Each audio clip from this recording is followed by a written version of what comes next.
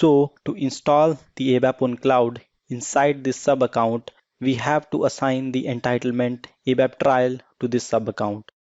Let's go to service assignments. And here you can see we have ABAP trial available. So it is currently 1. So we have 1 unit available. So we can assign this 1 unit to our ABAP team. To assign this, we have to go to entity assignment. And here from this drop down, we will select our ABAP team. Now you have selected the A sub account. Click on the go button.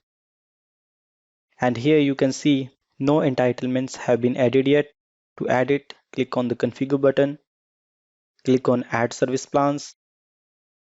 And from here, select the ABAP trial.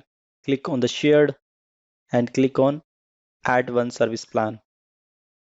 Now it has added one quota to the ABAP team. Click on the save changes. It is saving the entitlements.